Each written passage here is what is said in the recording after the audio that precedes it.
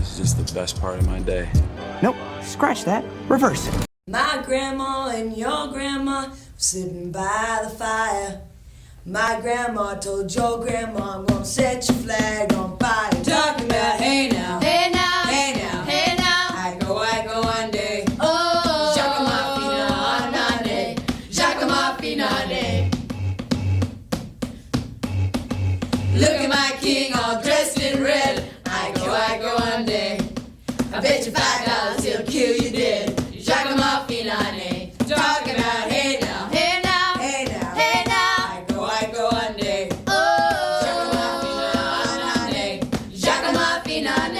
And let's, see if we say anything fun or entertaining coming up. Yeah, hey, everyone, be funny. Dance right now, please. Yeah, everyone, I need everyone to put their big ol' thinking caps on. We need to, for this one, I'm thinking we strike the perfect balance between incisive critical commentary and funny entertainment. That is, I think, that's the needle I want to thread on the Sleeping with the Enemy podcast today. It's just really hard to come back from Aunt Bully. That's kind of the I know. peak. I mean, just like once you've peaked, once you've hit the top of the mountain, it's like, however are we supposed to continue on? Many argued that we should end the podcast there because, again, it was just so exemplary. The conversation so fruitful. You were saying the Dance Monkey Dance, and I was watching Phantom of the Opera last weekend, which I hadn't seen since it came out, I think. Wait, which Phantom of the Opera? The movie with Jerry Butler? Uh-huh. Oh, yeah. Yes. Okay, so that version, yes. Yeah, and it was really entertaining and crazy. I haven't seen it live either. And just everything about it. But there was this little music box where there's a monkey clapping cymbals that sort of start the plot, the frame plot. And I was just that's how I feel all the time. I just feel like I'm a little monkey on a music box clapping cymbals, trying to entertain every time we log in. Did you know that the monkey clapping cymbals is illegal in New York City, in where I'm recording this show right now, that you cannot enterprise with an organ grinder monkey? A real one? You cannot have a real one, yes. Okay. Because Mayor Fiorello LaGuardia was a mayor so Italian that people used to make fun of him by calling him an organ grinder monkey. So he made them illegal. Wow. He said this is anti-Italian defamation, and he made them illegal. I didn't know that it was called an organ grinder. That sounds so not whimsical for what it is. Yeah, it sounds grisly. It sounds like a butcher's tool. Yeah, it but sounds like a Sweeney Todd thing. Mm-hmm. But yes, the organ grinder, is whatever that little Jack-in-the-Box looking music device is. Okay. Isn't that something? We learn something new every day. Every day. And that is something that you learn when you're, 85% of the way through The Power Broker. Is we once had a mayor so Italian, he outlawed the monkey. I just pulled up the Sleeping with the Enemy Wikipedia just because I'm waiting for the Vyvanse. Let me tell you, not fruitful. Let me tell you, sparse Wikipedia page. Yeah, it really is. Not a lot of information. The information on the Sleeping with the Enemy Wikipedia page is they shot for about 51 days. Julia Roberts is in the film. Really just there's not a lot of tape being run about Sleeping with the Enemy. Which I kind of get. Oh, okay, it's Iowa. I was wondering. Despite it being a massive $100 million movie in 1991 when it comes out, just still to this day one of Julia Roberts' biggest successes, but no one has a word to say about it, at least in a Wikipedia context. Yeah, it's all plot, which is unfortunately kind of what I need to jog my memory right now, but it isn't giving any spice or anything specific in here. I didn't realize it was Cedar Falls. I thought it was somewhere by Minneapolis or Minnesota. I guess that makes sense. Yeah, so she flees from Cape Cod, the location of all sin and strife, and then I guess flees to Cedar Falls, where she meets a man I will call a TV's Kevin Lanigan type. Though I would say way more sinister. He is a little more. He's definitely an evil-edged TV's Kevin Lanigan type. Yeah, and we're talking about the film Sleeping with the Enemy. That's today's pod. That's right, because this is, of course, Run the Julias, the only podcast brave enough to cover every single cinematic work of America's sweetheart, Julia Roberts. I am one of your hosts, TV's Kevin Lanigan, and when I want to show a girl a good time, what I do is break into the local independent theater and turn on all the lights and waste all of the good props. I rain all the fake snow down on the stage, and it is someone else's problem to pick that up. When I'm trying to impress a girl, but also come across as a straight guy, I sort of like dance in my backyard to West Side Story. To West Side Story, and I kind of just like shower, kind of do it some sort of it kind of reminded me of the music video for Call Me Maybe, when there was like a neighbor. Yeah. Gay neighbor from the Call Me Maybe music video. I just thought it was insane. An insane way to introduce a straight man. I was like... Well, that's how you know he's different. That's how you know he's not like the other guys, because he is doing a lot of choreo while watering his trees. He does a really great himself. job. I loved watching him. It's really balletic. It's wonderful. Would that all of us took such joy in yard work. But joining us here today is a film critic and host of the Bad Romance podcast. It's Jourdain Searles. Welcome to the show. Hello. Thank you for having me. It's our pleasure. So I guess, what would... We already discussed fandom of the opera, of course. Musical theater, big topic of conversation on this show. What... If you're going to get accidentally caught doing, a full-on musical rendition of something, be honest, like, what are you going to get caught doing in the backyard? Watering your plants. Because for me, if I'm just being, 100% honest with myself... it is probably going to be Hamilton. Yeah, I was it is. All the problems that we culturally maybe have with Hamilton at this point in time, you might catch me waiting for it. You might catch me calling out my shot. It's a likely thing to happen.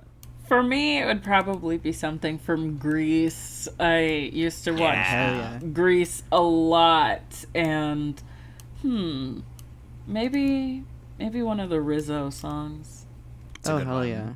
Look at me, I'm Sandra Dee. I'm trying to think of what's been in my shower top hits in musical theater recently. You gonna be freezing your brain?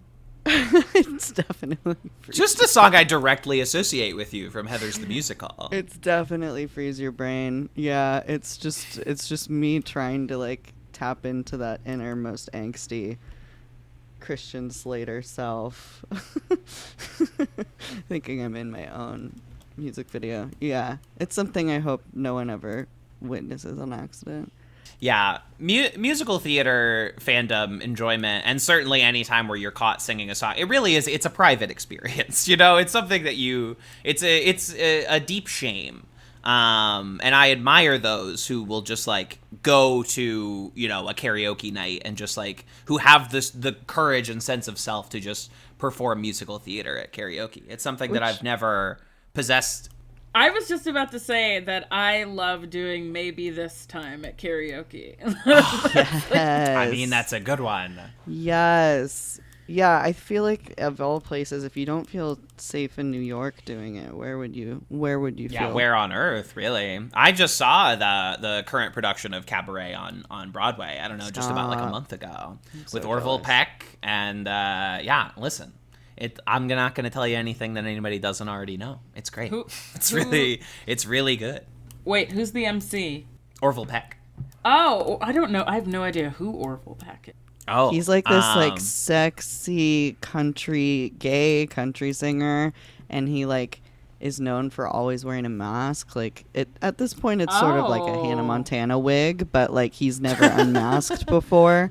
Yeah, on stage in character, he does not wear a mask. But the second the curtain call has occurred, the second he is out of character, the mask came back on. It's a beautiful shtick. Like what's cool is like bit.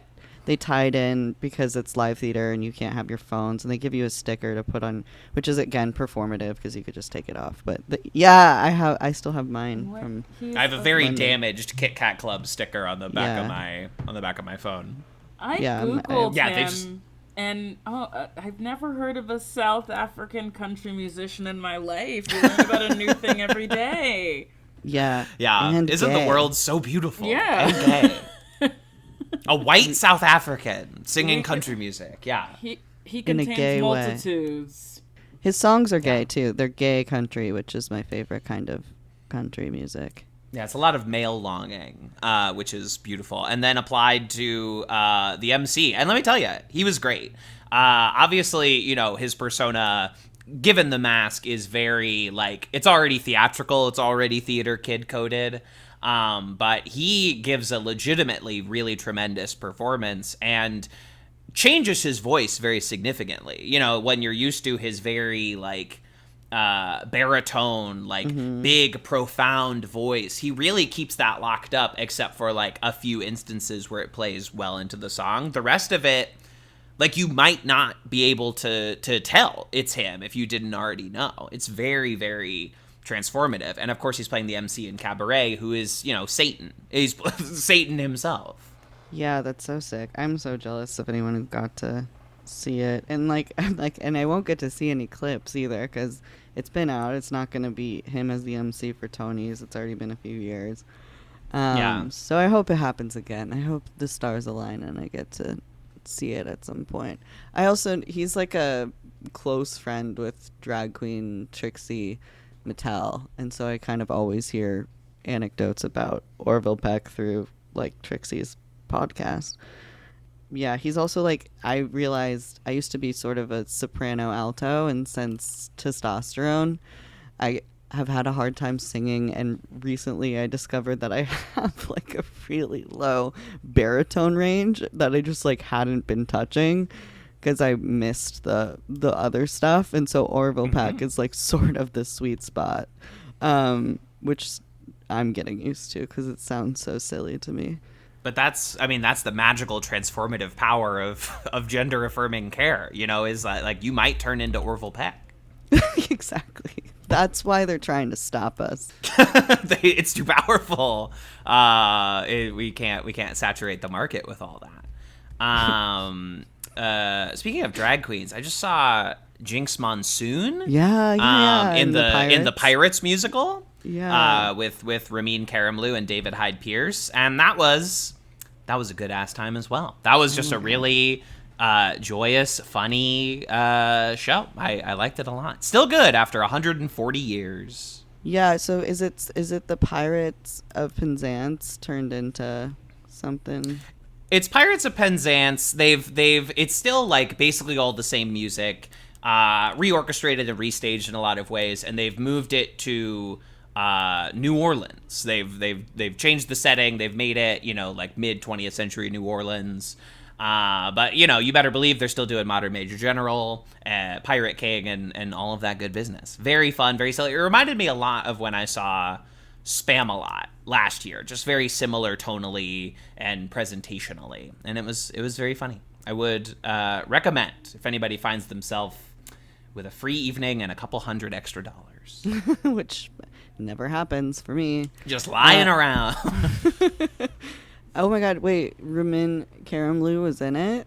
Yeah, so You this is got the to see second our boy? time. Yeah, I got to see Ramin Karimloo. This time, this musical was sadly not set in a wrestling ring, and he did not take a superplex from Matt Cardona in Pirates like he did in the last match, a pro wrestling rock musical.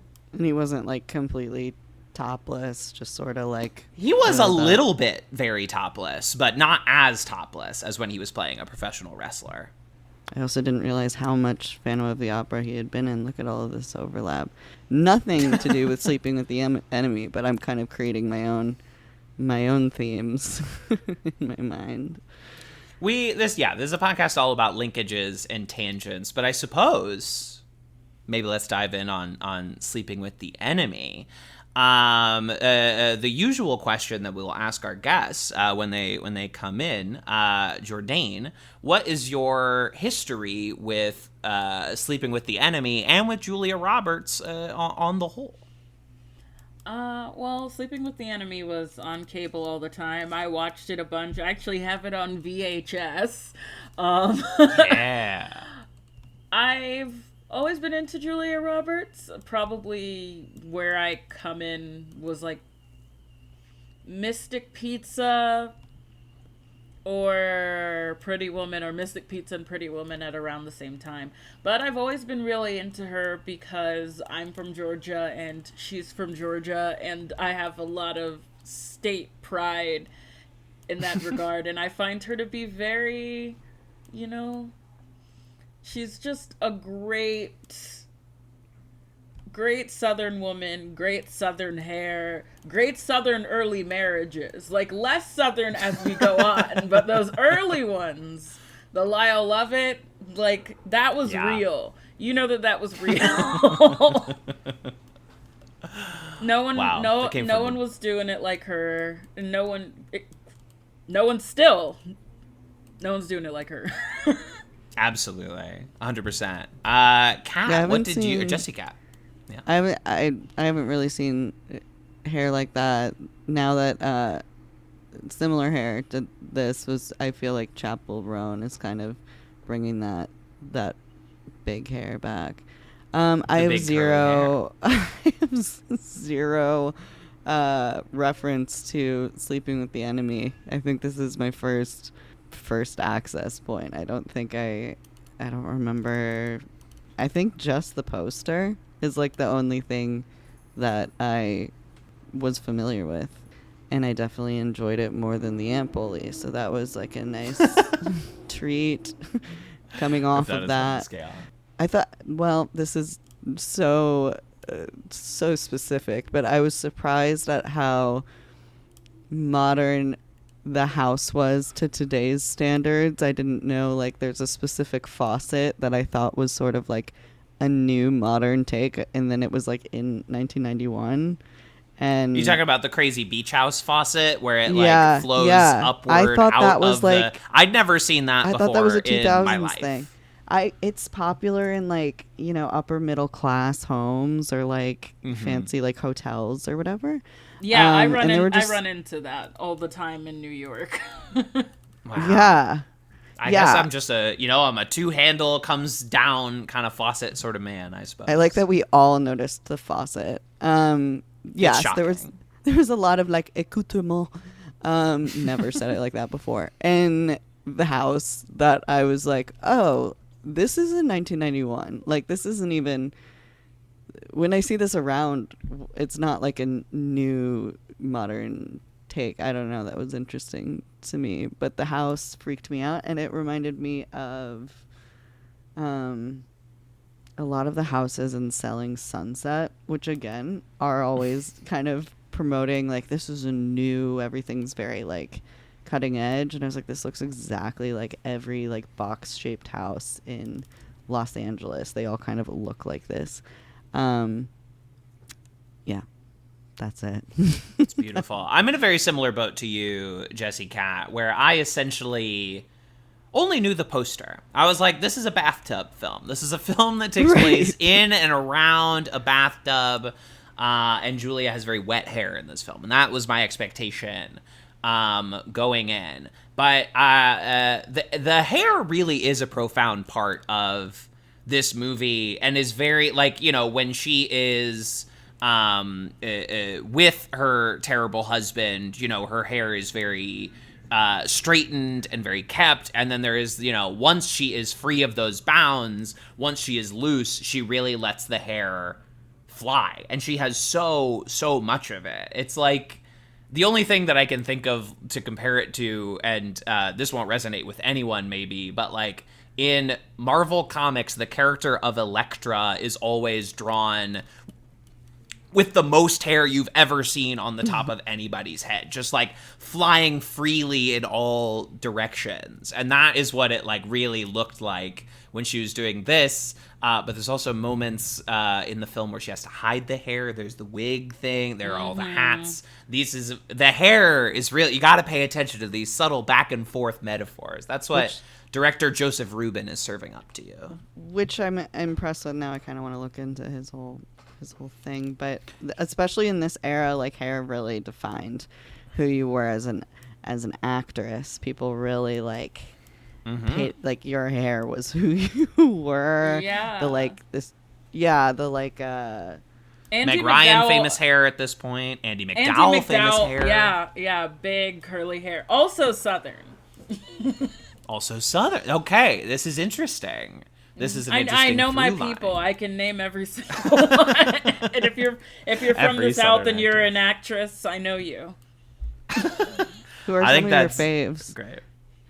The Fanning sisters, also from Georgia. Wow. I didn't know that. Wow. And also, yeah, I guess a lot of hair on that Dakota Fanning, certainly. Oh yeah. Elle Fanning always kept it very, very straight, very thin, very locked down. And we've talked about this on the podcast before, but there is kind of a dividing line between like Julia's hair pre-Oscar and Julia's hair post-Oscar.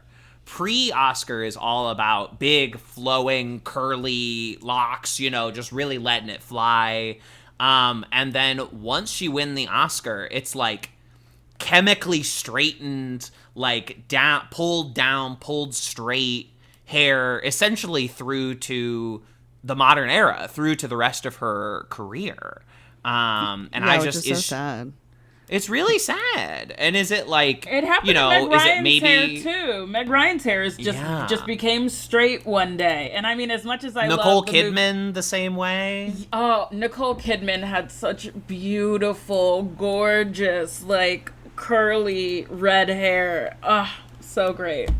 So beautiful. And now it's just all like hyper blonde, like again, just like straight down. A lot of wigs in the Nicole Kidman repertoire as well. Oh, It's yeah. interesting because it's kind of like, Yeah. it's like when you're young and you're new, they're kind of accepting that like wild hair, but then once you're like polished and acclaimed, they like straighten it. That's so fucked. Is it a take me seriously Yeah, thing? it's like a or fuck like ass this is the vibe. way a curly haired woman cannot be taken seriously. She must always be playing like a flibberty gibbet if you want to be in the cut. You need to like get your hair straightened down. I think That's so, just a 'cause- very interesting paradigm in Hollywood. Because there's a lot of politics and image politics around here. I mean, if you're a first lady, there's just like a whole science to hair, and I think it's similar with actors, but especially in this time. That's interesting. I hadn't thought about the first lady paradigm, and now I'm running through like every first lady I can visually recognize in my mind. What did Pat Nixon look like? I don't know. Never thought about that woman once. No. Didn't Never even know thought her name about was that? Pat. She No. had kind of the 60s housewife bob thing. A little, she put the curlers in, but it's not a very profound look, like is a what I'm diet finding Jackie out. O. Jackie O is probably Diet Jackie O. Oh, in my head, I just imagine her as Joan Allen in the movie Nixon. You are essentially correct. I mean, like, you are basically, you're not wrong. That is basically what, I mean, Joan Allen, no offense to Pat Nixon, Joan Allen is like a little more movie star good looking than Pat Nixon. But yeah, it's the right thing for sure. I'm going to get some weird search history now. Nancy Reagan. Kept it very down. Yeah. She has like a whole, I don't know how to describe the Nancy Reagan. It's like a little, she's got like a lot of swoop. She's got a lot of like product kind of like pushing it up. It's like a huge like helmet kind of like, it has a life of Yes. its own. She could It's a have hidden protective things in leather there. helmet. Oh God, I miss the Pretty Woman hair. Pretty Woman and Mystic Pizza. Oh, this hair was amazing. Oh, it really and her, was. It was and something her brows. That was before she started really like manicuring her brows. I love an untamed brow. Absolutely. Let it fly. Let it free the brow, I'm saying. Let it run. And the other thing, you know, again, I know Hollywood is like such like an image conscious, you know, culture, but I think we gotta stop doing nose jobs. I think the nose job is like, it just can take away such an amount of like personality from an actor's face. To remove the big beautiful nose. I think I think like do whatever you want to do with your with your face, with your body. Fair enough. But I think the like the under 30 specifically actors doing like all the filler. I guess I'm less thinking about nose jobs, but I'm thinking more about like intense lip filler and like all the other stuff. That makes the face not move and also ages. It doesn't make them look younger, but there's some like I guess I'm watching Love Island right now, which isn't narrative film, but the faces are frozen and you can see that kind of mirrored in narrative movies now too, because that's the beauty standard, but then the face isn't moving, and that's the whole it's important in an actor's toolbox to be able to emote using the face. I guess we do a lot of handography, but that's a lot. Really have to start bringing these up into frame so that people know what you mean. Filler is kind of scary to me because they're like, oh, it dissolves. It dissolves into what? Where does it go? Where does it go? It goes right into the brain, I think. It just starts filling in all the creases and the crevices of your brain. That's the neuroplasticity. It's actually good for you. It's neuroplasticity. Oh, wow. It builds up protein in your mind. Yeah. Your synapses are full of beautiful filler now. Filling in the gaps, your synaptic gaps between your brain is going to look snatched. Wow. Ladies, is your brain smooth for this swimsuit season? Do you have your brain filed down into a smooth orb? Yeah, getting the new rock polisher treatment on your mind before swimsuit season. I dated someone last year that had a rock polisher, and it was a really intensive process. There was multi-stages. I think there were 2 or 3 stages, and I think they felt a little shy to ask for their birthday for like the upgraded rock tumbler. They're like, I don't know if I deserve that. And I was like, I think you deserve that. It's so specific. I think that's an okay thing to want. And it was like, yeah, there's like one grit stage and then there's another like polish stage, and it was really involved. And it was just like this, it sort of sounded like white noise. It was just like in the corner of their room. There were just like rocks tumbling constantly. I think that's beautiful. What a cool new thing I can do to my YouTube algorithm, because I'm sure there's plenty of like rock tumbler YouTube out there. Oh, absolutely. Yeah. And that's always the metaphor that I've cast when I've said like, oh, I had this idea like 6 years ago, and then I just like left it in the rock tumbler in the back of my brain to just kind of like get worked out back there until I'm like ready to use it.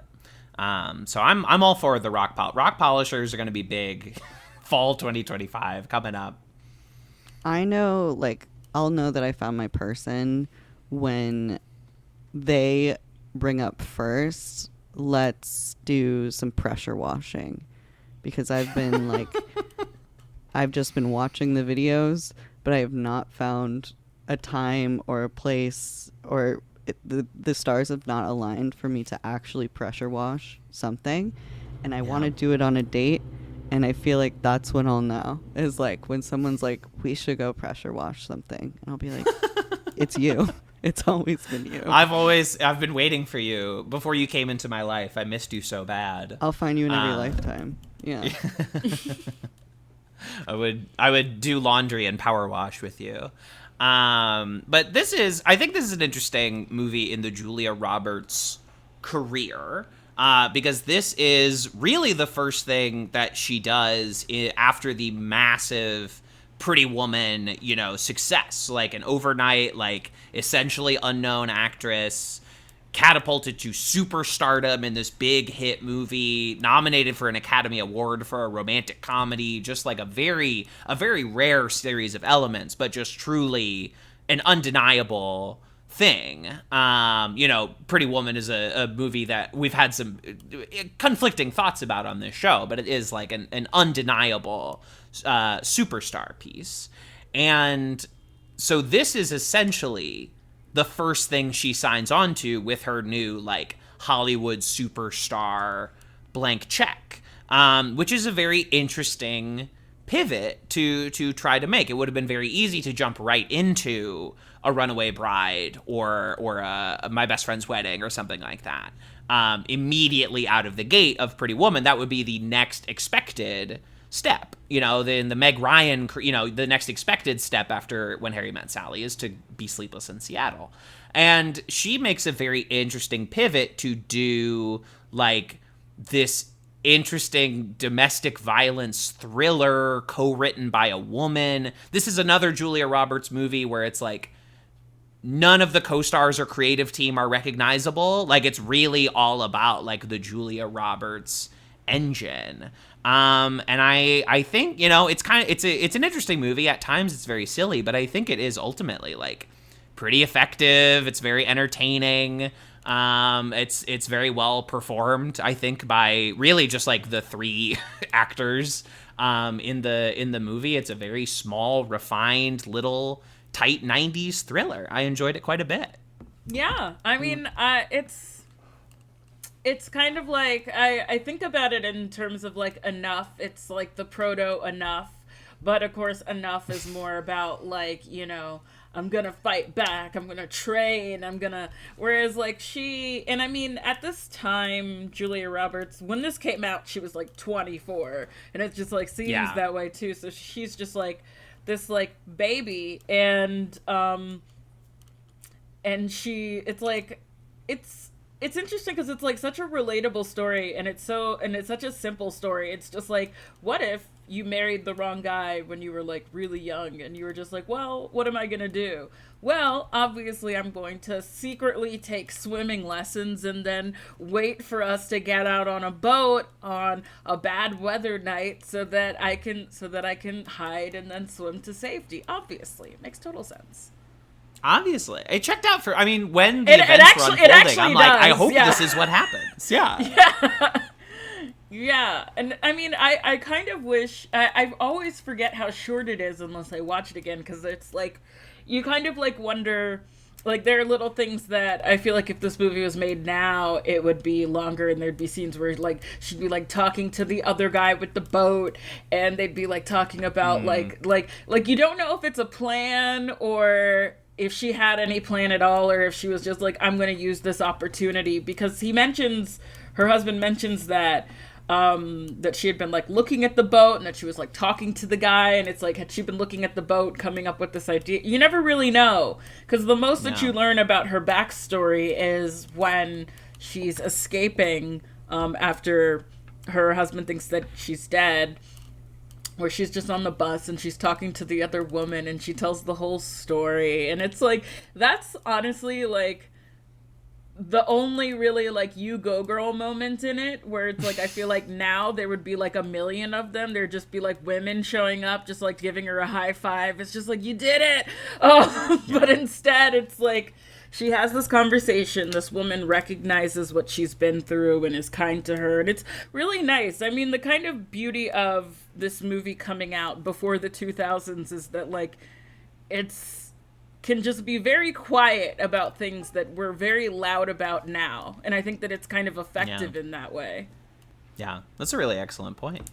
Yeah, I feel like, that's... I guess it doesn't pass the Bechdel test. There's like almost no moment in this movie that passes the I can't think about maybe when she talks to her mom, if that's the metric that we need, you know. I mean, he does come up in that conversation with her mom, but you know, the Bechdel test is also like a joke from a comic strip, you know. It's not my like sense of media now. It's like, you know, if we had the Garfield test that like movies needed to pass, you know, to be considered animal friendly or something like that. Is there enough lasagna?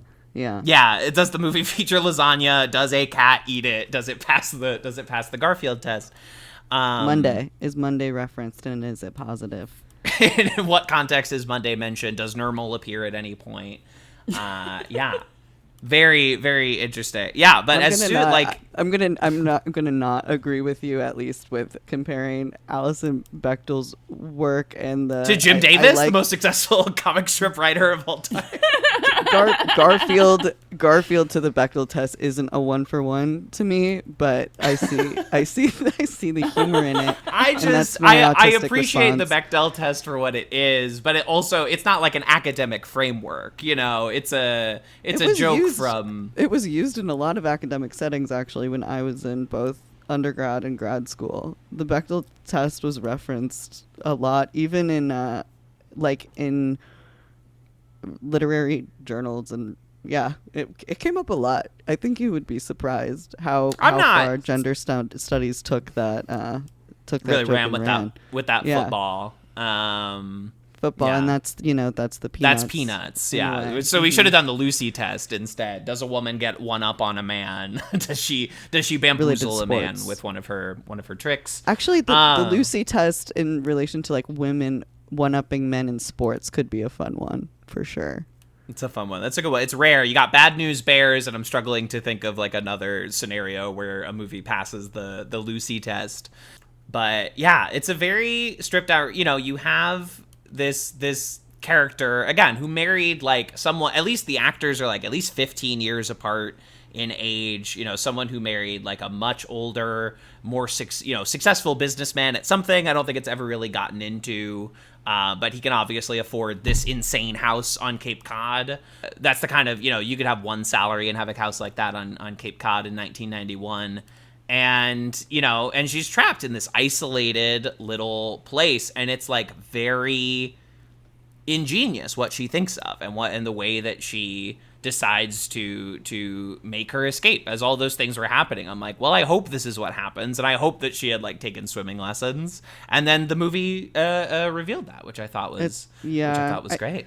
I liked the one. It's very like new money to have that kind of house in Cape Cod, because Cape Cod is usually like they kind of flex their like old money Gatsby level of like homes, and it's actually like not. It's very West Egg.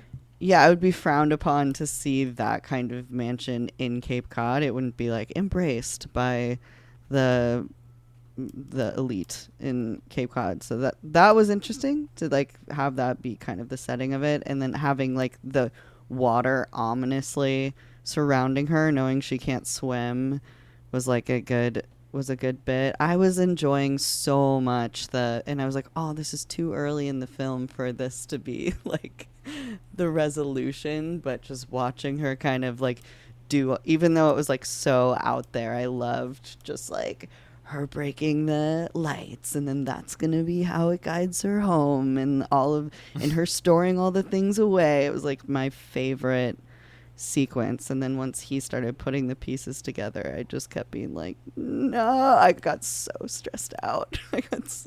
And when he was in the room with the mother, and he was gonna smother her with a pillow. Oh, I was stressed. Yeah, that was tough. Oof. But I never at any point, I don't know, there was something about the love interest's face that I just like couldn't. I always thought that he was gonna turn. Like, I always thought that he was going to twist into the villain. Something about how he was playing it. The first dialogue exchange they have together is when she's, like, picking apples from his tree, and he just, like, appears behind her, and he's like, oh, stealing's illegal, right? Yeah. Just, like, appears out of the darkness. I could have you arrested for stealing apples from my tree. I like pie. He does play it in, like, the most sinister way possible. To his neighbor, a stranger in the middle of the night. Yeah, it goes from like the gayest opening I've ever seen to like open a character with West Side Story. So I was like, oh, cool, she has a gay neighbor, to this really scary like entrance, and I'm like, uh-oh, no. And then they have this sort of like on and off meet cute in the same town.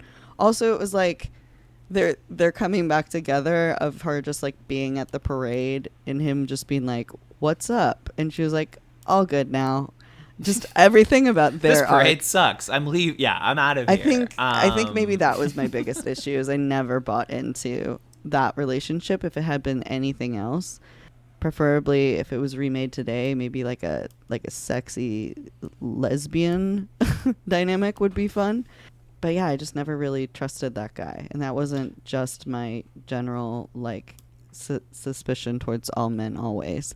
There was he didn't have that like he didn't have the it factor for me.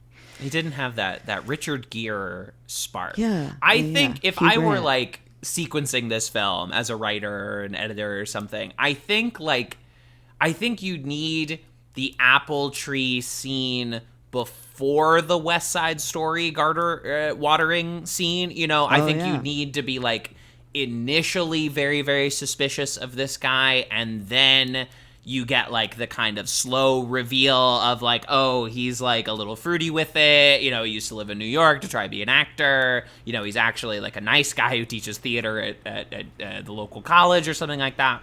I think like you need, if we're going to do this, we're going to do this character. And for me, this character is like maybe the most questionable element of the movie. Other people's mileage may vary, of course, but like trying to work in a romance to happen like so soon after leaving like a domestic abuse situation, like maybe getting too personal on the pod, but like, you know, after my dad died, my mom is like, I want nothing to do with another man anymore for the rest of my life, you know? Right. And it struck me as a little like maybe 90s mandated, you know, gotta have some kind of romance element in here. Totally. I think it's like I've seen, you know, that pattern before, but I haven't seen it like I've seen that pattern and play out before, but I haven't seen it in film kind of like encouraged in any way. Usually it's like, oh, you like in film it would, or film TV it would be too soon, and you would see kind of like how it was too soon. I haven't seen it like played like that's, you know, that's the next move without there being some sort of consequence. But yeah, I think you're right. I think it was like a product of the time that they needed to have. Yeah, and I mean, I think also, like, if you're telling a story where you have this, like, monstrous man, I think, especially, like, if a man made the movie, which he did, is the idea that, like, okay, we also have to have a guy who is fine. We can't just have this bad guy. We have to show you that there are men who are not crazy. We promise. We don't hate them.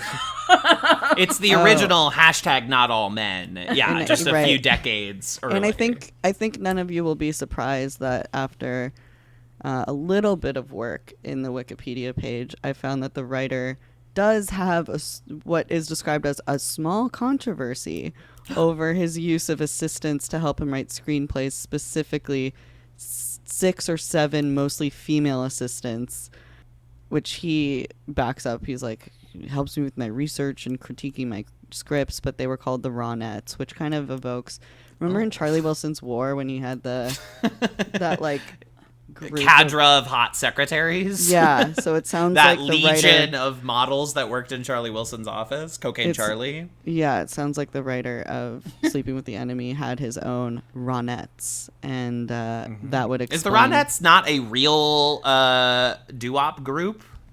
The Ronettes were a rock and roll group. Yeah. Yeah. Yeah, the Ronettes is a female trio, of course. Yeah, there's gonna be a movie where coming up where Zendaya plays Ronnie Spector. So they'll get into the Ronettes, and also, you know, being abused by Mr. Spector, obviously. Oh boy. So we have that to look forward to. Yeah, so you can learn all about the Ronettes and also more about men being terrible. Who would Yeah. you cast? Who would you cast today? I mean, I guess In a new keeping- Sleeping with the Enemy? I would obviously keep Julia Roberts in this era, but so we're gonna have to play with time a bit. Okay, But- sure. So if we're plucking people from any era, you're saying, and putting Yeah. them into Yeah, this yeah, film, people out of time. Okay, if we're doing a Bill and Ted's Excellent Adventure, but for casting the movie Sleeping with the Enemy, that's Yeah, interesting. Obviously, of course, so simple, so clear. Oh boy, anyone in any of these roles is an interesting prospect. There's really only two other real parts in the movie. It doesn't really matter who you cast as. Right, that's why I thought it would be blind kind of a mother. more simple question. Yeah. Like, who would be the shitty husband? Well, God, because he's there's some- giving Patrick Bateman, but I guess the reason I asked the question was because I just had a vision of Sam Rockwell playing that would be so much more interesting to me than the way that it was played. As the nice Broadway boy? No. As As the evil husband. yeah, Okay. yeah. Oh, what that's if- interesting. What if the evil husband was short? Now I'm just Makes you think. imagining him being short. Just being about 5'2". Yeah. So I don't Tom know. Cruise. I don't know how tall Sam Rockwell is, but I feel like I'm he's imagining not tall. Not, He's not tall. Yeah. I mean, because like he dates Leslie Bibb, and when they stand next to each other, she's taller than him. Yeah. he's 5'8". He's 5'8", so he's a Wait, good short. but 5'8" listed online means he's 5'6". You know, like that is the classic actor lie. I was recently at the Museum of the Moving Image, where they have a huge Mission Impossible exhibit that takes over basically the whole top floor now. And Tom Cruise's listed height was like 5'10", and I was like, bullshit. There is no way that he is 5'10". Oh, absolutely not. Or it was 5'9" or something, but it was still preposterous. I think like the normal casting for this would be like a Patrick Wilson type who was in Phantom of the Opera in 2004. And but girls, yeah. Yeah, but Patrick Wilson scares me. So I don't think I would enjoy watching the movie. Where I feel like I think I would enjoy Sam Rockwell. And then But I for do want the bad husband to be unenjoyable. You know what I mean? I don't want him to be like likable and sympathetic. He can't be Sam Rockwell to me because that's a guy where I'm gonna go like, oh, come on, man, you're all right. I mean, Oscar Isaac could do it, but then I'm just mainly thinking about him in Ex Machina, and he would be doing similar stuff with that. Also, another short king. True short king. Yeah, Like we're casting the smallest film of all time at this point. Short Kings are Something, good bad guys. That's true. Yeah, underutilized bad guys. Like, I love in Absolutely. Collateral when Tom Cruise, like the wig that they put on him makes him just like a little bit taller. It adds like a volume. Yeah, he has that little like gray pompadour or something like that in that movie. Yeah, I'm gonna go all the way back in time. Clark Gable as the bad husband. Oh, absolutely. I have truly no idea how tall he was. I think actors were a little taller back then. I feel like Cary Grant was tall. I don't know if I'm crazy. Jimmy Stewart was certainly tall. Oh, and Jimmy Stewart as the nice guy neighbor. Done. Wrapping it up. Jimmy Stewart could also play the evil husband. I believe He in could. He could. He was very Cary Grant multifaceted. in is that listed way. at 6 feet, but I don't believe know. that. If you go back and watch those old movies, like the men were often like dwarfing the women. We just grew actors taller back then. I don't know. Maybe it's because like to be a Hollywood actor in the 40s, you also have to have like served in the military. You know, like you did also have to like be a troop at some point before. Before doing Javier that. Bardem would be my Interesting. bad guy. He's your bad guy? He plays a good bad guy, It's a but good one. he's sexy It's a good enough. one. Javier Bardem, bad husband. That would be Hot. Yeah. Because Yeah. he's hot enough that you get why Julia Roberts is with him, but then he turns really well. He's good at like doing a evil turn, like in his little fuck ass Bob in that movie. In No Country for Old Men. Yeah. Oh, now I'm thinking about it being Ana de Armas in the Julia Roberts role. It's interesting. Which I would Maybe love. swapping in Penelope Cruz, I'm flying Penelope in, maybe. Oh, she's. I'm good, just yeah. making this a Pedro Almodovar film, is what we're doing Oh. now. Well, That's what... well, then there would definitely be. She would definitely fuck the neighbor Without if it was- quickly, yeah. without Quickly. much hesitation at all. I kind of want. I kind of want the neighbor to be canonically bisexual. I think we can make that happen. Yeah, like instead of it being a 4th of July parade, it's a gay pride parade, and In Cedar Falls. in Cedar Falls. Yeah. I love I don't this. know. I'm honestly... Go ahead. I'm trying to think of who the neighbor. The neighbor is like a Timothy Chalamet type. I guess it would be like a Tom Holland type, but I don't think I want either of them. Because they're fine. they're both. They don't need it. I'm honestly They don't need shocked that this film has not been turned into some like endlessly long 10 episode like prestige miniseries. Oh, like a Big so Little many Lies? films of this era. Yeah, that like so many movies that were popular, around this time are being turned into the longest, most boring shows you've ever seen in your entire Presumed life. And, like, Innocent. I heard. yeah. And also, they did a Fatal Attraction. I haven't seen any of these. No, of course not. Who has the time? I can just watch the movie. It's in and out, in under 2 hours, But like, who has the time for all these shows? But yeah, I'm surprised that like Anya Taylor-Joy has not gotten locked into some, again, like interminably long Showtime original series adaptation of this movie. Nia DaCosta was planning on doing a new version of this, but I don't know I if read it's still that. coming. That was like 6 years ago that they announced that. Yeah, Right. so. Well, her new Hedda Gobbler should be coming out this year, so maybe she can Hey. get to it after Hedda. The juice. Well, they always say you go from Ibsen to Joseph Rubin, right? That's the classic trajectory. Yeah, that's or you where go you go. from Ibsen to the Ronettes. Yeah, that's the classic. It's the classic jump. Was But Nia yeah, DaCosta gonna? Are you saying was gonna do Sleeping with the Enemy, or were we? Did I? Miss? Yes. yes, she but was- assumedly yes. a new movie Wow. Yeah. That would have been fun and cool. could still happen. You never know. Yeah. Wish she had gone straight into doing that than doing the new Candyman that I did not like. Yeah, No, I didn't also- like that much. Yeah, I also, it didn't. I saw that with you, Jessi Kat, I believe. I was wondering. I was like, it sounds familiar. Yeah, I wanted to, but I also was like And slow to like horror movies anyway. I feel like it's it's been a very gradual process of me being able to even enjoy it. Yeah, I also did not see Nia DaCosta's Marvel Cinematic Universe film, but I'm just gonna guess that I don't have to do that. That's gonna be. I'm just putting my money down. I saw the Marvels, and it felt like a special crossover episode, more so than usual. It's like it's very cute and it's very fun, but it has the problem of like being a Marvel movie, which really gets it.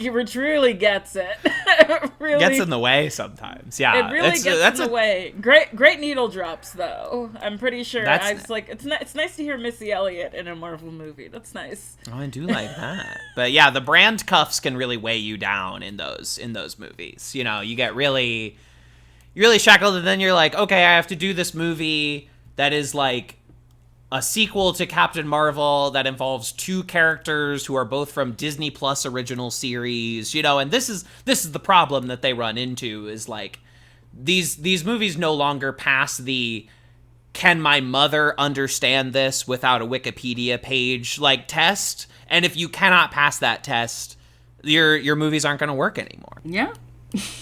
What do we Shame. think? Like what would we predict in Nia DaCosta Sleeping with the Enemy to include? What would sort of be the vibe? I feel like she loves Tessa, and Tessa's playing the new Hedda Gobbler, so it would probably be Tessa. I don't know who the man would be, but I feel like there'd be more women involved in the story. Like maybe she has a sister or something.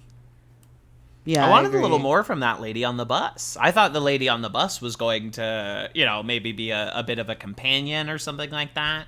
But no, instead she just moves to a new town and buys a house on a librarian's salary. A part-time librarian could just buy a house in 1991. I thought she was renting the house. Oh, maybe she renting. rented the house. But Okay. Yeah. I remember the feeling I felt when they said $700, and I was just shook to my core. Yeah. That For a hurt. whole house. Now, admittedly, you're in Cedar Falls, Iowa, but still, I mean, you couldn't get that for $5,000 a month now, I'm sure. How many bedrooms? She had so many bedrooms too for just her. I feel like it was a it multi-bedroom. was a lot. There was a lot going on. The porch. Ugh. I just was like, is this what I need? It's definitely like a quiet life fantasy film of like, is this what I should do? Look Should at I all of live this. the simple life? Yeah. The hand towels was a great detail because rich people's hand towels are so stressful that I think that was a great choice. I love being in a tax bracket where I never have to be concerned about hand towels. You know what Yeah. I mean? That's just not a problem that I deal with on a day-to-day basis. No, Apparently, I don't have because any hand towels. Yeah, I don't. I use the same. The big towel that I dry myself off with after a shower that's is boy the hand towel. towel. You know, yeah. You're doing boy towel. I think you need at least 2 towels. That is a note I had when I lived in New York and saw your boy bathroom. Was like, I just wish he had more than one towel. I do have 2 towels. Okay, awesome. One for body, one for hair. Because there's a Okay, lot wait. Of, there's a lot of hair. That's good. That's that I fuck with that. Thank you. I recently got a autism diagnosis on top of my all of the things. So now I'm in that category of ADHD, and one of the I've been like looking up so what are common things that maybe, what are some puzzle pieces that I was missing? What are some relatable things? And I've been looking up like textures and like common like textures and things, and one of them is hand towels. And I was like, that's absolutely true. I've always had an aversion to like the rich people hand towels. They're like not they are just like sort of like linen and like really embroidered and like not functional, and I hate them so much. So that's why I loved that detail. I was like, yeah, fuck those. Fuck Wow. these performative towels. Yeah, no, there was no thickness to those towels. I was just like, what are you supposed to do with that? They're not even nice. It's No. for decoration, and yet like what are we all doing? Why are we pretending like we're not like going to the bathroom when we're in the bathroom? Like, you would want it to be sanitary. If you're giving that as your only option in a home, like, just it doesn't make sense to me. There's no other reason people would be in the bathroom. Ugh, focusing too much on this, but I thought it was a great detail because I was like, yeah, fuck this guy for a million reasons, and this is a great visual detail. That's, again, the Joseph Rubin touch. You know, that's what you're gonna get when you watch a Joseph Rubin film. What are some other examples? Of course, I mean, we all know his career up and down. Well, he did The Stepfather. Different than The Godfather. What It's if a about Stepfather was bad? Oh, The Stepfather. What a Terry O'Quinn. What I've seen The Stepfather. Terry O'Quinn with hair. After murdering his entire family, a man marries a widow with a teenage daughter in another town and prepares to do it all over again. The Stepfather.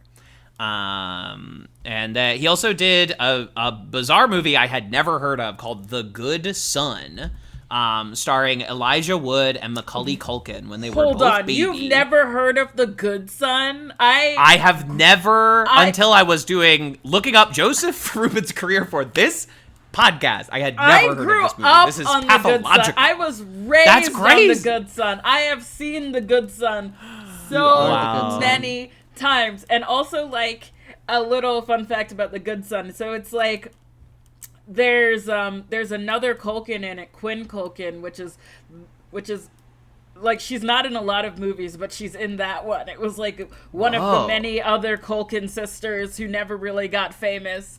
Yeah, like Yeah. so She doesn't so even he- have an IMDb photo. Like Quinn Culkin barely she, exists. she came with her brother. She plays her brother's little sister. Like almost all of all of her scenes are related to him. Like yeah, Wow. But what a picture! What a picture!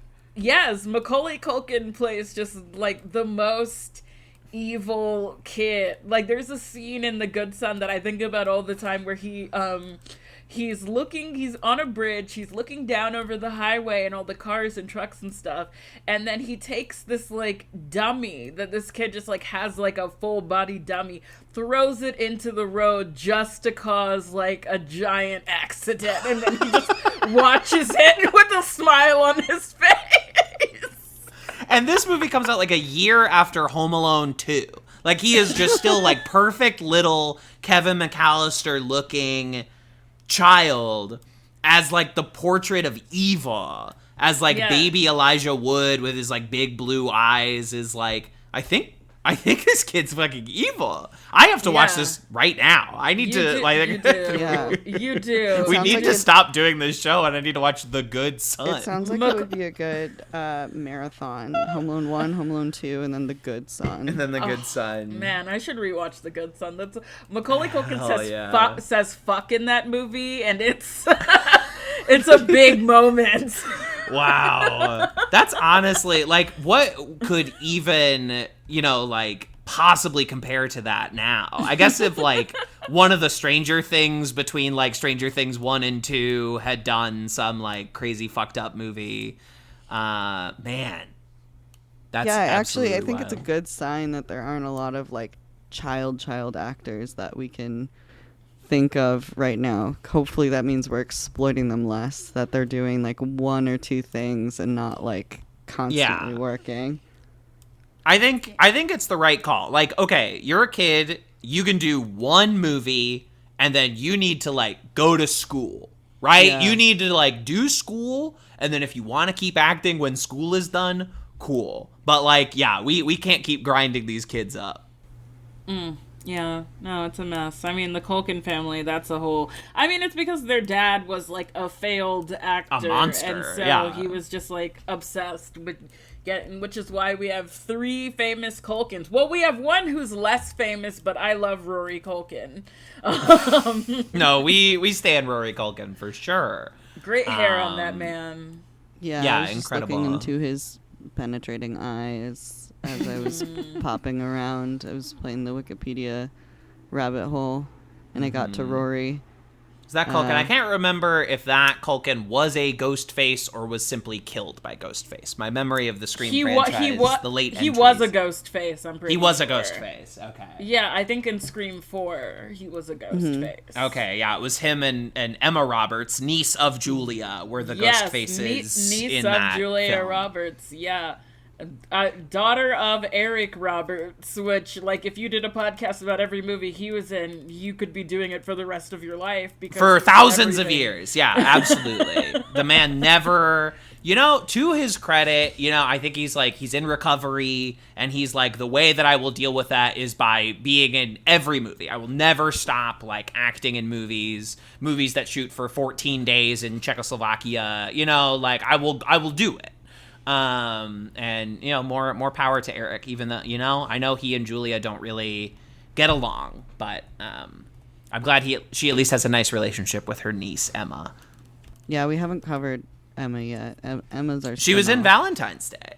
She was. Yeah, she's was a in little bit affiliated in little corners of Julia's career here and there. For me, Emma Roberts started with the TV show Unfabulous, which Of was course! Yeah. That was, Obviously, that was such a good show. Yeah, it was sort of in the Ned's Declassified era.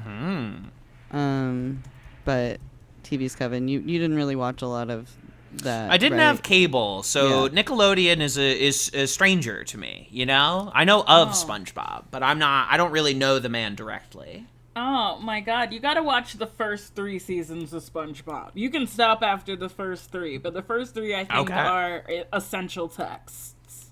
Okay, I've seen a few. I know the hash slinging slasher. I know when they did the marching band. These I've seen some of the highlights, but yeah, maybe I can just throw that on the old Paramount Plus. But yeah, Unfabulous. That's great. It was created by the same person who created Pepper Ann, by the way, which is before a lot of listeners' times. But I think is it on Disney Plus now? We're checking hope it so. out. Wow, Pepper Ann. Oh, I remember this young Pepper lady. Ann. Yes, this young lady.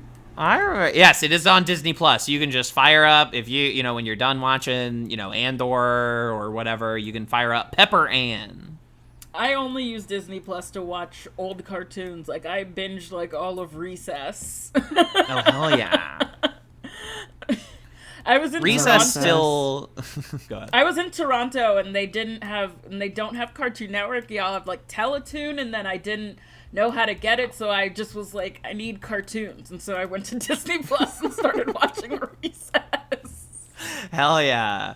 Recess still the only like cultural object that I think really capitalizes on that phenomenon in elementary school of like first name, last initial. You had the like crew of Ashleys who hung out in a big pile of tires, if my memory serves correctly.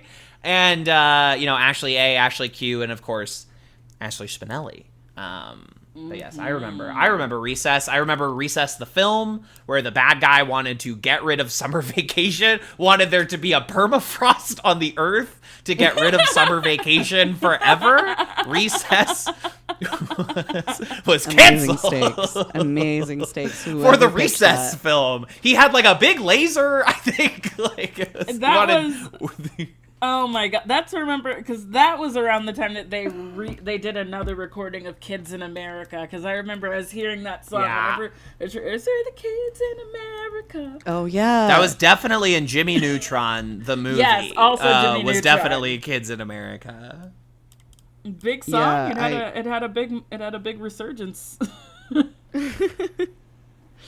Yeah, I just remember them trying to break into this school. I remember nothing else. But I remember I had like a crush on a boy from 2nd grade to 4th grade, which was like a really, really, really long time as a child. Mm-hmm. Yeah, that's an eternity in childhood crush years. Yeah, I think it like kind of came in and out, but his name was William Ruich. Blow up his spot. Him dropping on the pod. Shout out.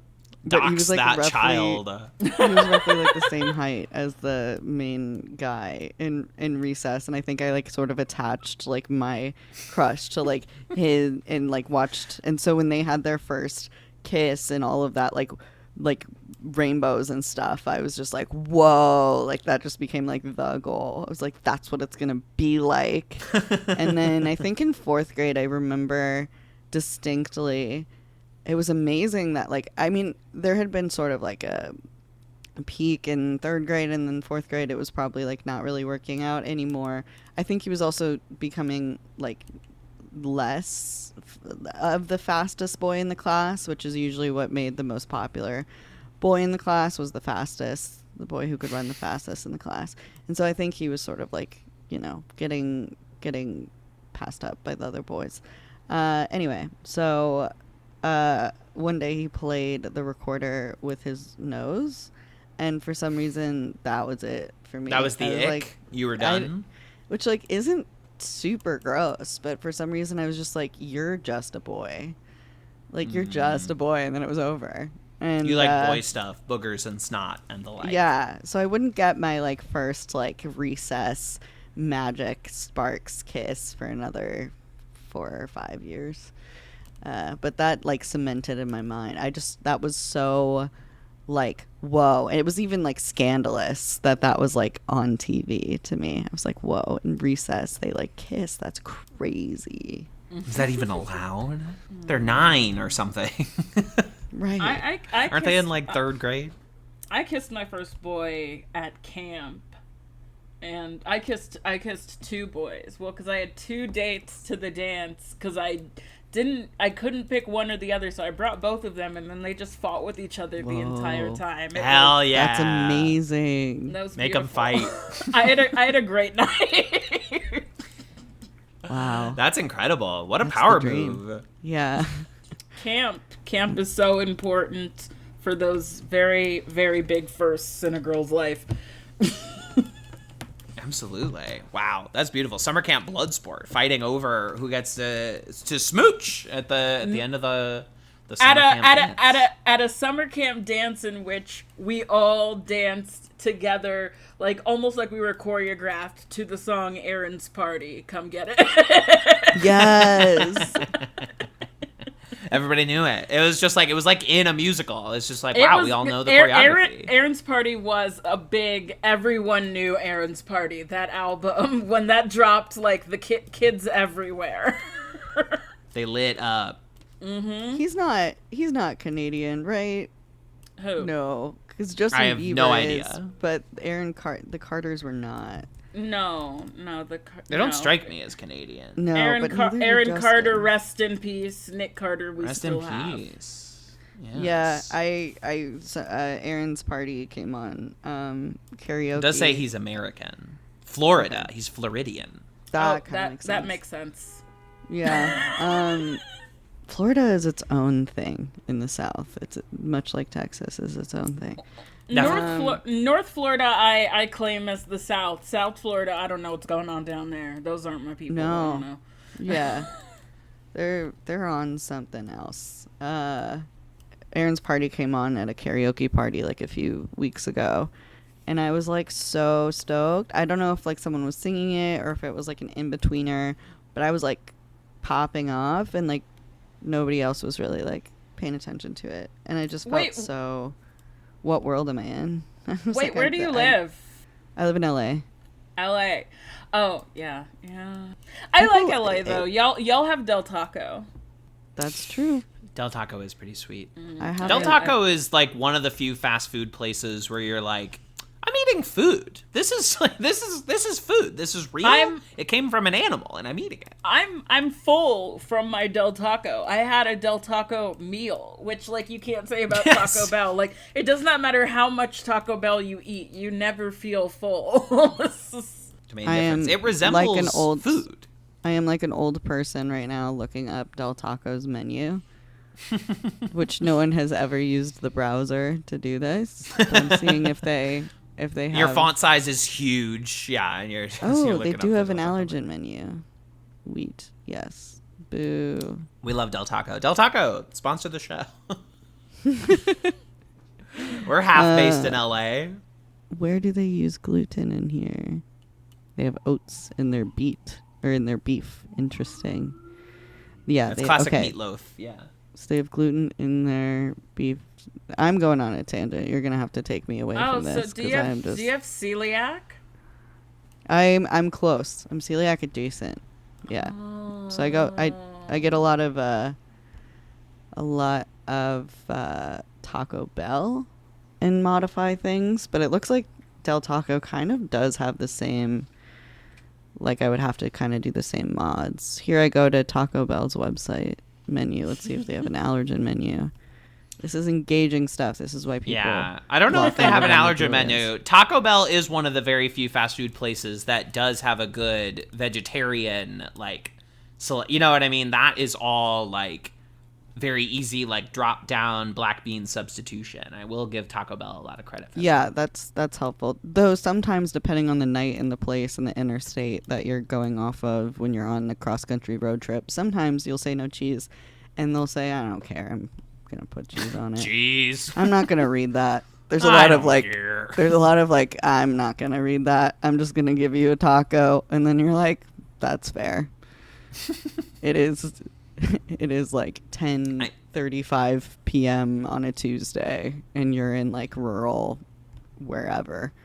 You don't need my you're in making you're all these in mods. one of the places where they shot Sleeping with the Enemy. You know, like right, you don't exactly. care. And not even like on the outskirts of Cedar. A Rapids, suburb Iowa. of Cedar Falls. Yeah, not even a suburb, just like a town about 30 miles from. That's my sweet spot. I know I can measure this entire country by the distance between Chipotles. That's been my journey. I kind of like know where I am based on... What a beautiful way to know this nation, you know? We all I have can, our like- own perspectives on this rich tapestry, and that's yeah, yours. I can kind of see the blue signs that say food this way or gas this way. I can kind of predict timeline wise and mile wise when a Chipotle is gonna pop up. Sort of my niche. I thought about getting a commercial driver's license to start driving trucks. They make really good money. Hell yeah. I was thinking maybe that's my next. You get some sweet The next uppers thing. in that career path as well. Yeah. You get to have a Really? cool radio. This all sounds good. What uppers? What do you mean?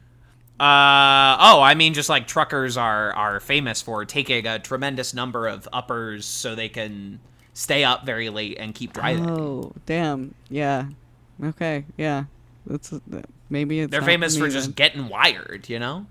Yeah, maybe it's not for me. Maybe that would be more of like a gateway. Maybe that'd be bad. How we got Yeah. here, I don't know. You're gonna have to off To find our way back. Yeah. Much like, and that's something you don't want to do as a trucker is go off-roading. Right. You don't. You've wanna, made a terrible series of errors to get to that situation, unfortunately. Everything I know about truckers, I learned from watching Roseanne in one of Jackie's many jobs. True. Yeah. Jackie. Okay, she worked at the plant with Roseanne when they worked for George Clooney. Of course, she was a cop. ACAB includes Aunt Jackie. Yeah, she was a trucker for a while. Jackie also, credit to Roseanne. That show also dealt with things like spousal abuse in like what I remember as a very like tender, Great. well-handled manner. Very good. It's like, yes, I want John Goodman to be trying so hard not to hit a man for me. Like that's what you Yes. Yeah. Like- And what a great show Roseanne was. Sad about, all that stuff, but want. Yeah, no, it's a legendary show that I have a lot of respect for. What the new version, since it has something to do with Whitney Cummings and also changes the politics of everybody, I do not like it. I remember Damn. when the new Roseanne came and I had a full rant explaining how them being Republicans does not make sense. And, yeah, and it's with just the way that just, they were. and they're just like, you just feel that way because you like the show. It's like, no, actually, if you watch the show back and check their politics, they're very good. Like, even the one episode where they deal with being racist is maybe one of my favorite episodes about racism ever because I think it's so well done. If you ever want to rewatch the racism episode of Roseanne. I'm actually me fire that fully on real going fast. to do that. That is a good plug and something I think I need to see because I think I've avoided Roseanne period, and I feel like that would be good. That would be my good snapshot for me. Yeah, Be like, okay, as that's- someone who grew up kind of like money deficient in the Midwest, like Roseanne is like maybe the most honest show I've like ever seen about like what living with no money in like a poor rural area is like. I think Roseanne was absolutely. like, especially by big sitcom standards, was like not flinching in its like ability to look at like the conditions and having too many kids that you cannot afford and the house being in bad condition and it's never clean, because like nobody has the time or the energy. Certainly you can't pay anybody to clean it for you, all the jobs everybody goes through. I always remember well, there are two Roseanne moments that are two of my favorites. One is when she's working for a fast food restaurant and her boss is like 18 years old and it's like really causing her damage, just like thinking about the fact that she's taking orders from a child as a woman who has children. And then there's the one where she shows up to Darlene's home ec class and takes all the girls to the grocery store and teaches them how to shop for a family and then gives them a quick recipe for meatloaf. Like, that was my shit. Like, that was very, like, that meatloaf recipe works.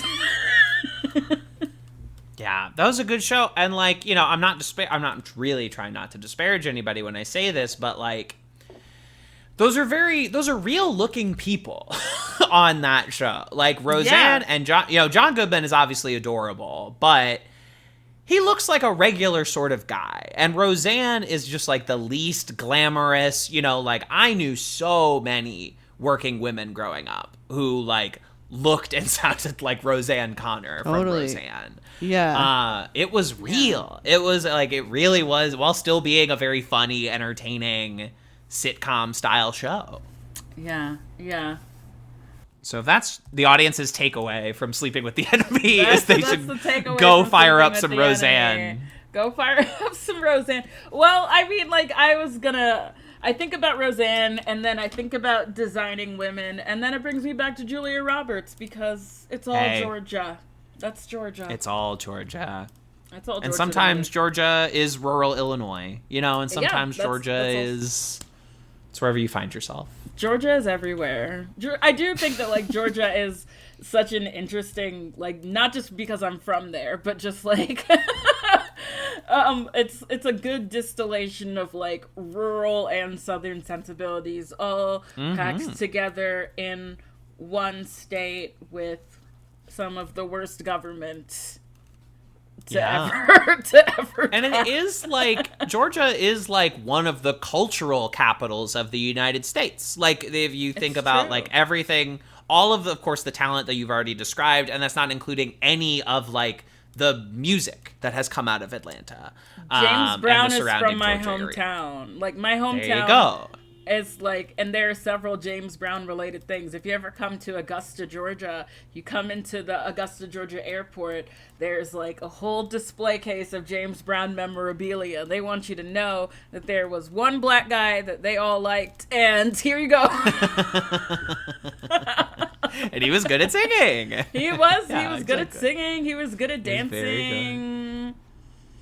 Yeah, the South. very talented. Sorry. Go ahead. I was just saying the South. It brought us Julia Roberts. We would not have Julia Roberts without the South. That's true. Hey. There you go. And that is that's the texture. You know what I mean? It's all in there. What do you think about? I'm starting to hear about Savannah from I think the wrong people. Meaning like I think it's starting to have an Austin, Texas moment. How do you feel about that? Do you feel like protective of it? Because I feel like people are starting to look south for like development and to like make the next like big city. And we saw that kind of happen with Austin very quickly. And I'm starting to hear people talk about Savannah in the same way. Do you have like a relationship to Savannah? Or... Do you want to keep Savannah weird? Is that what you want to do? The thing about it is that like the ghosts will get them. Savannah is very haunted. Savannah I love that. Yeah. So I mean, like I don't know. We'll see. I mean, there's still stuff like Paula Deen has a restaurant there, and so does her brother Bubba. I mean, I don't know if it's still there after like the cancellation, but probably, since the South doesn't really care about that kind of thing. So I mean, there's still that. So yeah, I mean, it'd mean that there'd be more. I think when I think of Savannah, I think about that ghost tour sketch from I Think You Should Leave, where it's just gonna be a bunch of guys just like showing up in the South and being uncomfortable and asking stupid questions. It could be really annoying, but thankfully I don't live there, so it's not my business. My family doesn't live there either. I mean, Savannah, that's the first place I ever got drunk. And first time I ever hung out in a graveyard, first ghost tour. It's, I don't know, maybe they should put up plaques for that. This is the first place that Jourdain ever got drunk, right here. The first place I ever got drunk, yeah, I was drinking.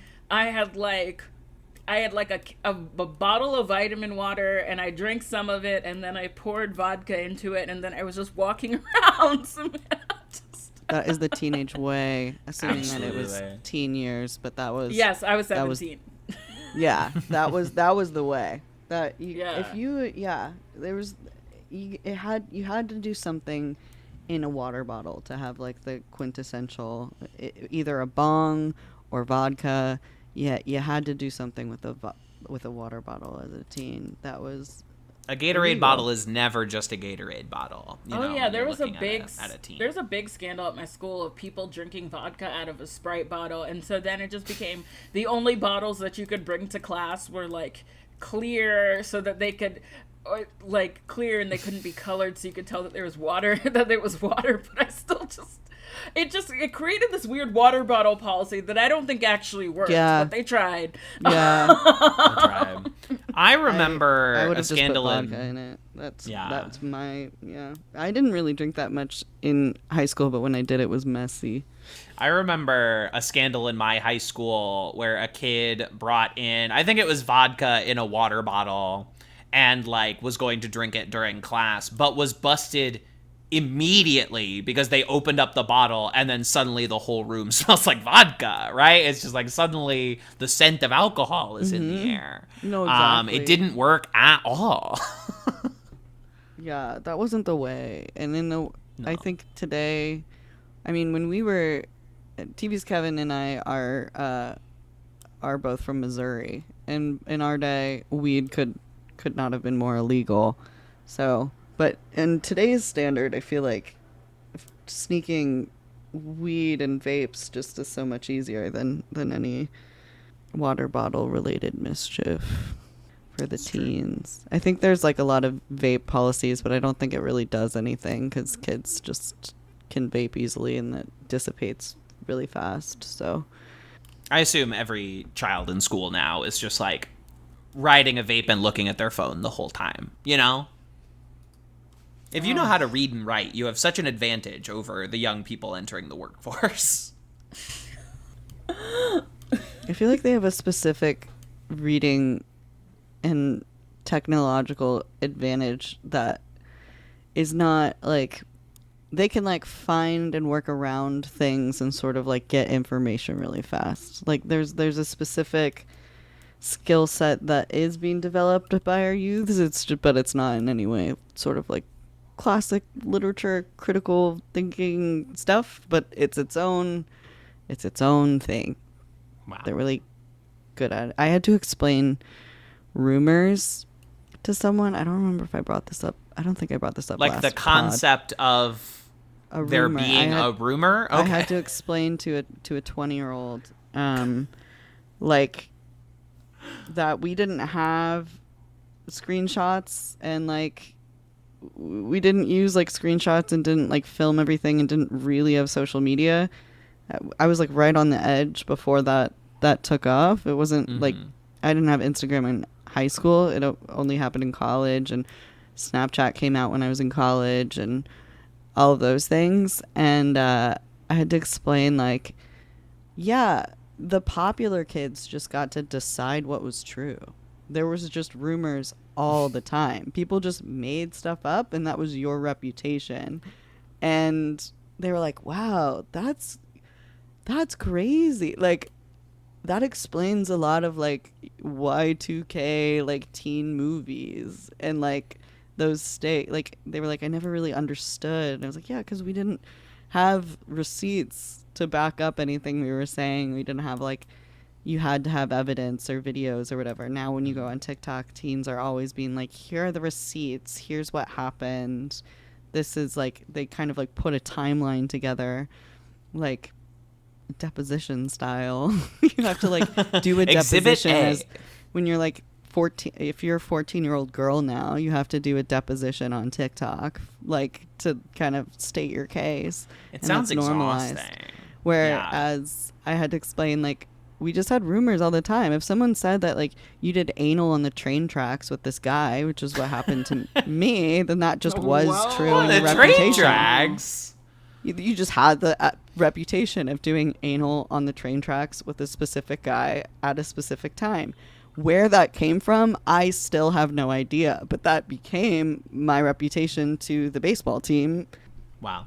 Yeah. Kids used to just lie all the exactly. time. Or and it's just you could. Not even just rumors. And if you were popular, classic little kid video game stuff of oh yeah, in my Pokemon game that I have at home, I have 3 Mewtwo's and I know the cheat that you can use to get them, and there was just no way to disprove these lying children, these children who are just lying through their teeth all the time. Yeah, and I kind of thought somehow my brain brought this back to sleeping with the enemy without even trying. Good. That kind of explains how she could just like kind of go to another town, and I kind of envied that of like, oh, like there would be so much like video evidence, ring cameras, CCTV. It would be very hard to like get from A to B if you had someone as psycho as that guy looking at everything. It would be hard to get away without something like, I don't even know how they have witness protection anymore. I have no idea. I think like the Hannah Montana changing the wig thing is one thing, but like I would be so afraid today, particularly even more so than then, of like being found. The way that he found her and being like, oh, she's in probably proximity to her mom, and that way, like I thought that was like impressive. Well, it also required so many people to be way too honest with him on the phone. To like, you know, like the woman on the phone who's like, I used to take swim classes with her at the YMCA. Oh my god, the swim no, class I did. lady. I God. did take them. Yeah, just like the craziest, like tripling down insistence. There's no with her HIPAA in husband. swim class. No HIPAA Yeah, in swim class. and then oh my god, the thing about the bruises and the gymnastics, and I'm just like, girl, like why don't why don't you tell him her social security number too? Like, what are we doing? Yes. Just so forthcoming about this woman you believe to be dead. Woman to have sadly passed away in a sailing accent. Just airing all of her dirty laundry to her husband. My God. Julia Roberts' character, fake Sarah Waters, do you think she misses like digging for clams? That was the only part of the happy ending that I fixated on. I was like, oh, she's so far away from her clams. Do you think it's enough to be making pies? Because I hope so. Pies are kind of the clams of the Midwest, if you think about it. Sure. It actually, I think it checks out. My metaphor actually works very perfectly. Yeah. Yeah, I don't know. As someone who grew up landlocked, you know, I had many pies and no clams growing up. You know, I didn't have a clam until my mid-20s. I was allergic to seafood and continue to be, so I don't know. But can you explain to me what a red lobster is like compared to a lobster on the coast? What a red lobster. Well, you know, I'll be honest, I've never ordered the lobster from Red Lobster. I have not been to a Red Lobster in easily 20 plus years. I imagine at the time I probably got fish sticks or something. But it wasn't fresh. You know, it was probably, you know, they opened up a box of Gordman's fish sticks back there and threw them in the fryer. You know, I wasn't getting the catch of the day. Are lobsters expensive at Red Lobster? I've never been to a Red Lobster. They're expensive everywhere, I think. I mean, yeah. I mean, like, Red Lobster is like, if you want to get lobster, like, it's like, you have a family, you can't go to a fancy restaurant, but you want, like, seafood. So it's kind of like, as cheap as it gets, unless you ordered lobster at a bar or something. Yeah, you ordered some lobster from like a gas station that you absolutely should not. Some gas station lobster. Yeah, lobster, of course, used to be phenomenally cheap. It used to be a poor person's food until rich people realized it tastes good, and then they could sell it for a lot of money. But yeah, it was because it's just a big bug. You know, they were like, "Ew, look at this big bug! All these poor people are eating." But then they found out that it was yummy, and so now lobster costs a lot of money. Many such cases. Oh my god, wait, I just had a fantasy of a Love Lies Bleeding sleeping with the enemy. Because I was trying to think of the bisexual again, and then I was like, what if it was just Kristen Stewart? And then I was like, oh my god, it's Love Lies Bleeding. Amazing. Mm-hmm. Oh man. Yeah. Yes. Love Lies. Yeah. I guess so. That sounds good. And everybody should watch Love Lies Bleeding. Yeah, and that's the takeaway. Cool movie. That should be a real takeaway. Yeah, I think that's a good way to wrap is go watch Love Lies Bleeding and that one racism episode of Roseanne. And that's kind of your prescription, your homework assignment. Yeah, before the next episode, please make sure you watch the movie Love Lies Bleeding and the one episode of Roseanne about racism, and that's great. Well, this seems like a natural wrapping up point as any other. Jourdain, thank you so much for joining us. It has been a pleasure. Why don't you tell the people again where to find you and where they can hear more from you. You can find me on Twitter, Blue Sky, and Instagram at Judy Squirrels. I'm on Letterboxd at Riot Glasses. I am. You can listen to Bad Romance wherever you get your podcasts. And my work is on the internet. Just Google it. Google still works for that specific thing. Not a lot else, but that one, it Yeah, can still function the way it's supposed to. I also have a Did you say- website, JourdainSearles.com. Hell yeah. Did you say bright glasses on Letterboxd? Riot Glasses. Riot glasses. I don't remember where I got that username Hell from, yeah. and it's the only place that I've used it. Like, usually I use, different ones, but it just came to me, and then that's what it is. And it's locked in.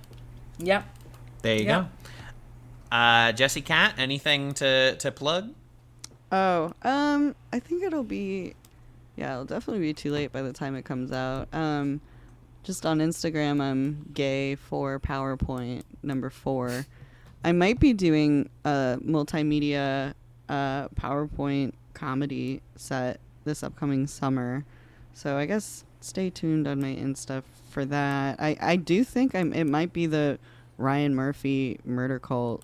Finally the much be- anticipated. Yeah, I might be doing a live performance of it. It's something I've been talking about for years, and now finally ready to put the pieces together. I'm a little anxious about it. Obviously, I don't want the Ryan Murphy hit men to come after me. I want to feel like I have all my facts in a row.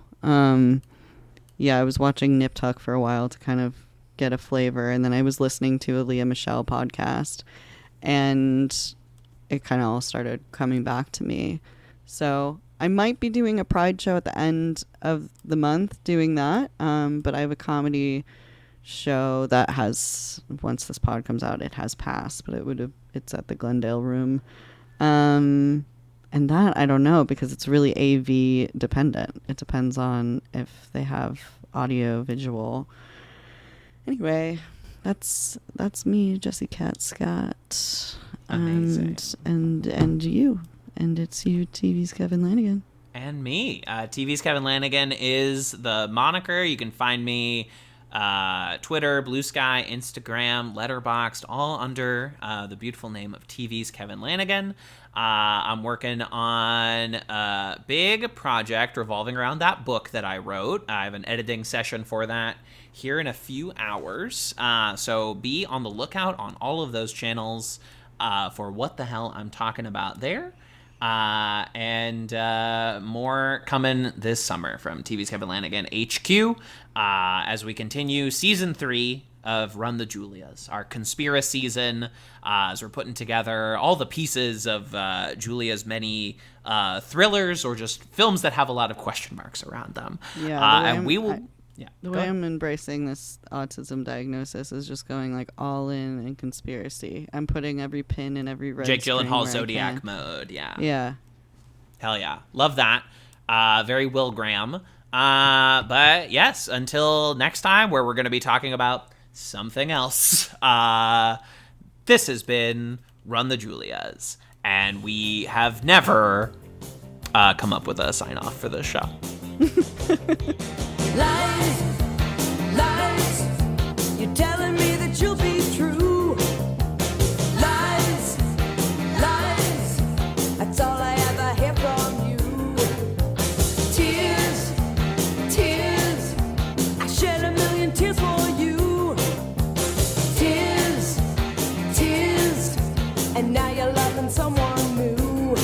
Someday I'm gonna be happy, but I don't know when just now. Lies, lies, you're breaking my heart. Tastes like you, but sweeter. Please tell your friends about this show. That was quite the show. Very entertaining. I want to live! This has been a Talkback Podcast.